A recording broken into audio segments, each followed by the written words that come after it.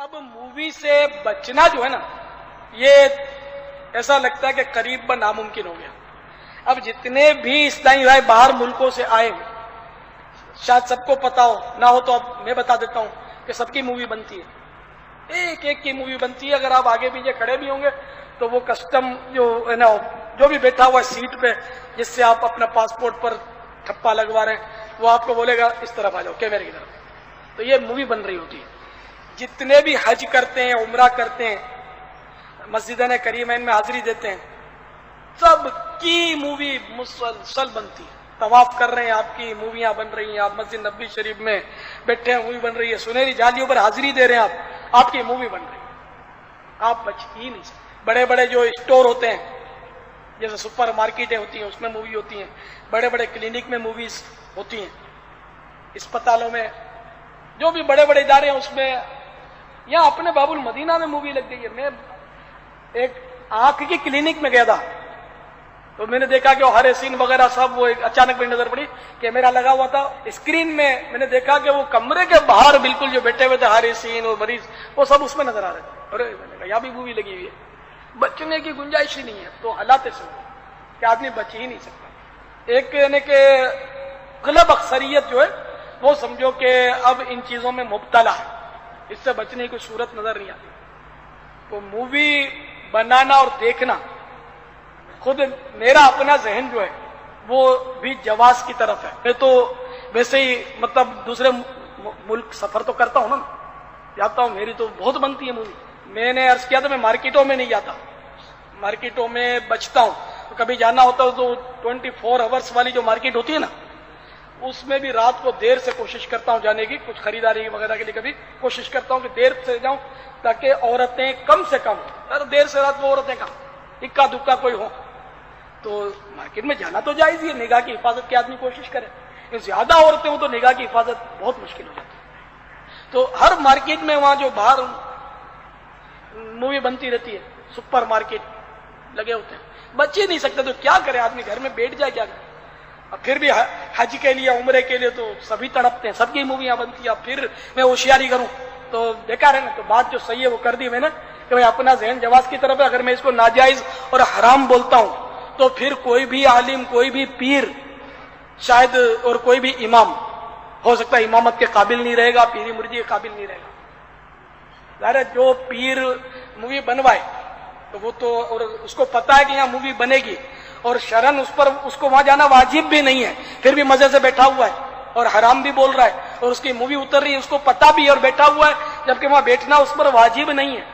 تو پھر کہیں ایسا نہ ہو کہ وہ پھر فاسق معلن بن جائے، سب لوگ دیکھ رہے ہیں کہ اس کی مووی بن رہی ہے، تو پھر وہ پیری مرجی کے قابل نہیں رہے گا، امامت کے قابل نہیں رہے گا. مسائل بہت اس کے پیچیدہ ہوتے جا رہے ہیں.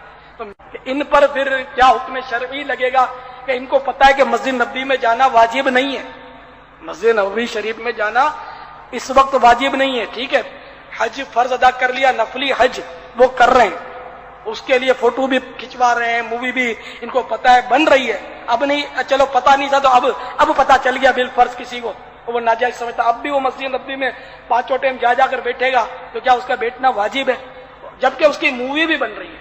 اب اس پر فتویٰ کیا لگے گا، حکم شرعی کیا لگے گا؟ نہ میں فتویٰ لگا رہا ہوں، میں تو صرف پوچھ رہا ہوں کہ معاملہ بڑا دور تک پہنچا ہوا ہے. تو اس لیے میں مووی کو جائز سمجھتا ہوں. واللہ تعالی اعلم ورسولہ اعلم عز وجل وصلی. آج آپ دیکھیں کہ آزادی کتنی زیادہ پائی جاتی ہے. تصویر کشی کا معاملہ تو اتنا زیادہ عام ہو گیا، الامان والحفیظ، کہ اب تو ایسا لگتا ہے کہ شاید اب تصویر کشی کو گناہ بھی نہیں مانا جاتا. ہاں، اور پھر یہ کہ ان کو اگر روکا جائے نا تو یہ ہمارے اوپر سوال کرتے، ارے بھائی ٹرین میں جاتے ہو تو اسٹیشن کے اوپر کیمرہ ہوتا ہے، تب تمہارا تقویٰ کہاں جاتا ہے؟ ہاں کہتے ہیں نا.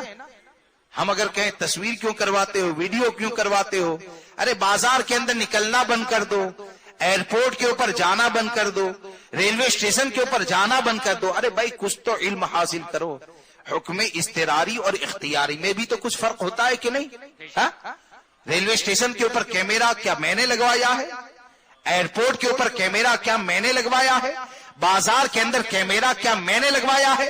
اگر اس کو پلٹ کر یہ سوال کر دیا جائے کہ تو جس کو بہت مانتا ہے اپنا امیر کہتا ہے نا، تیرے امیر صاحب اگر چند لڑکیوں کے ساتھ بند کمرے میں بیٹھ جائے بے پردہ، ہاں تیرے امیر صاحب اگر بند کمرے میں بے پردہ لڑکیوں کے ساتھ بیٹھ جائیں، یا ایسی لڑکیاں جن کا آدھا جسم ننگا ہے ان کے ساتھ ایک کمرے میں بیٹھ جائے تو پکڑ ہوگی کہ نہیں؟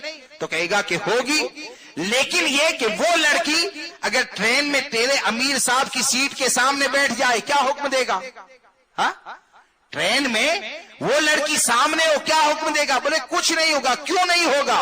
تو کہتا ہے کمرے میں امیر کا اختیار تھا، ٹرین یہ امیر کا اختیار میں نہیں ہے۔ تو جب یہ سمجھ میں آتا ہے تو ہم یہ کہتے ہیں کہ میرے جلسے میں آ کر میری کوئی تصویر کھینچتا ہے، میں کھاتا ہوں، کوئی تصویر کھینچتا ہے، وہ میرا اختیار ہے۔ ریلوے اسٹیشن کے اوپر جانا یہ حرام نہیں ہے، وہاں پر گورنمنٹ نے لگایا ہے، وہاں پر میرا اختیاری نہیں ہے۔ تو اختیاری حکم میں اور اضطراری حکم میں کم سے کم فرق کو تو سمجھا جائے، اور سمجھے بغیر اگر کہتے ہیں تو ایسے جاہلوں کو ہم کیا جواب دے سکتے ہیں؟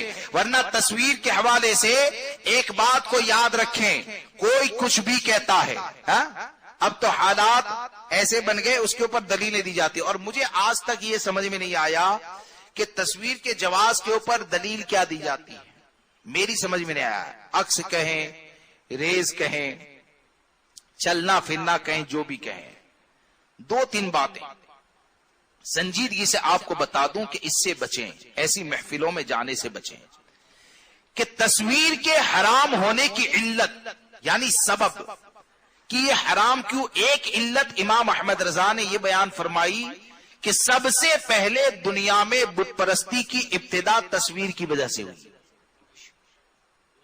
دنیا میں سب سے پہلے بتوں کی جو پوجا اور پرستی شروع ہوئی نا، وہ تصویر کی بنیاد پر ہوئی۔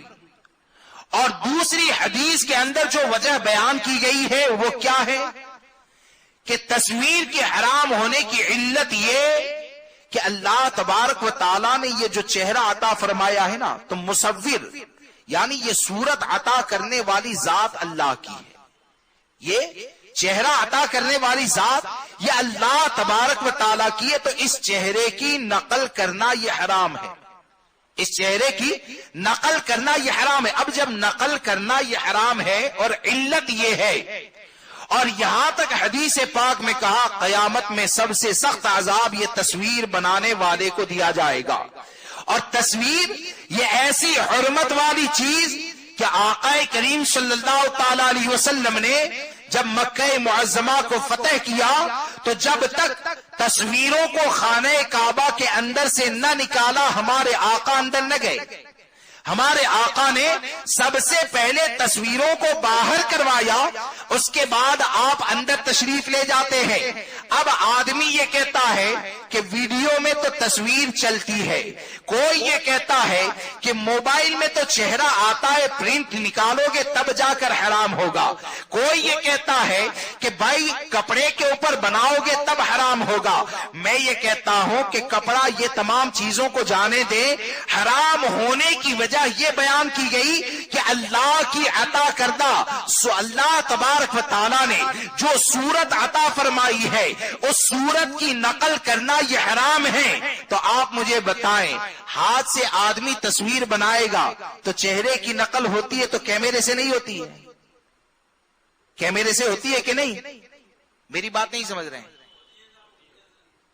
ارے بھائی، آدمی اگر ہاتھ سے مثال کے طور پر کسی کی تصویر بنائے تو وہ نقل ہوتی ہے، وہ حرام۔ اگر آدمی کیمرے سے تصویر کھینچتا ہے تب بھی تو چہرے کی نقل ہوتی ہے نا، اگر ویڈیو بنائے تب بھی تو چہرے کی نقل ہوتی ہے۔ اب جب یہ تمام چیزوں میں چہرے کی نقل ہوتی ہے تو کیا سمجھ میں آیا؟ تصویر کشی یقیناً یہ ناجائز و حرام ہے، تصویر کشی یہ یقیناً ناجائز و حرام ہے۔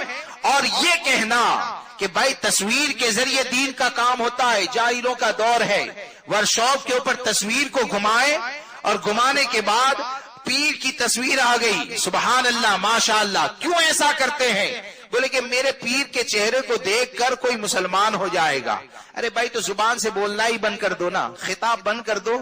اب پیروں کی تصویر گھماتے رہو, دیکھیں گے مسائل بھی سمجھ جائیں گے. ہاں, باہر شریعت میں کیا لکھا ہے وہ بھی سمجھ جائیں گے, فتح و رضویہ میں کیا لکھا ہے وہ بھی سمجھ جائیں گے, غوث اعظم کا تقوی کیا ہے وہ بھی تصویر سے سمجھ جائیں گے. پھر زبان ہلانے کی ضرورت کیا ہے؟ ارے کام جو ہوتا ہے وہ چہرے دیکھنے سے, اگر تصویر دیکھنے سے اگر ہوتا تو آپ مجھے بتائیں کیا سرکار کے زمانے میں تصویر بنانے والے نہیں پائے جاتے؟ غوث اعظم کے زمانے میں کیا تصویر بنانے والے نہیں پائے جاتے تھے؟ وہ غوث اعظم کہ جن کے چاہنے والے اور جن سے محبت کرنے والے اتنے زیادہ کہ غوث اعظم اگر بیان کریں تو آپ کی زبان سے نکلنے والے جملے کو لکھنے کے لیے ہزاروں علماء بیٹھتے, ہزاروں علماء ان جملوں کو لکھنے کے لیے بیٹھتے, اور ان چیزوں کو انہوں نے ہم تک پہنچایا. لیکن یہ لکھنے والے نے کبھی یہ نہیں سوچا کہ غوث اعظم اتنے نورانی چہرے والے ہیں, چلو آنے والوں کو ایک آدھ تصویر بھی دے دی جائے. غریب نواز آئے, غریب نواز کے چاہنے والوں نے غریب نواز کی تصویر کو کبھی نہیں پہنچایا. کیا سمجھ میں آیا؟ تصویر بنانے والے غوث اعظم کے زمانے میں بھی تھے, غریب نواز کے زمانے میں بھی تھے, ان کی باتوں کو پہنچایا گیا.